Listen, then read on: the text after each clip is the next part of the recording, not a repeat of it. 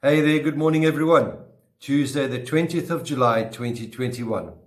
This morning's devotional is a reading from the prophet Isaiah, chapter 59, verse 1, which reads, "Surely the arm of the Lord is not too short to save, nor his ear too dull to hear." Some view God as loving, but ultimately weak or disinterested. If he had the power to prevent infant deaths or abuse against the vulnerable, why wouldn't he use it?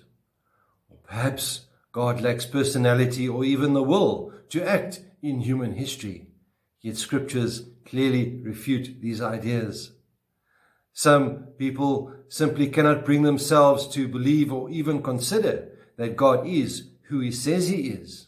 They flock to the latest guru, teacher, motivational speaker, philosopher, celebrity, or skeptic, and swallow what they have to say without question or comment, but will do everything in their power to downplay, to discredit, blaspheme, and even mock the very God who has done nothing but to warn them of the wrath to come and has given the free offer of salvation through the finished work of Jesus on the cross.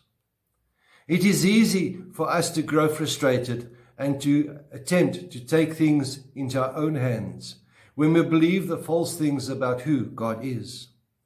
Being gods of our own lives reveals to us that our own power is not enough to shape life to our wills. The best way to correct our misconceptions about God's character and the effect those beliefs have on our lives is to study the scriptures where God tells us what he is like. The God of the Bible personally touches human lives. We are reminded that God feeds each bird and that we are of far more value than a bird. We are not always granted insight into God's timing, yet we know that evil is not from God. The evil man has stooped to is beyond his thinking.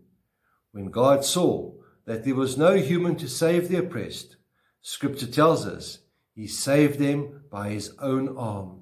He will swallow up death forever. My dear friends, when you interpret your life through a proper understanding of God, your life will flourish in strength and hope. May the Lord be with you. May he bless you. May he cause his face to shine upon you and be with you always. Goodbye.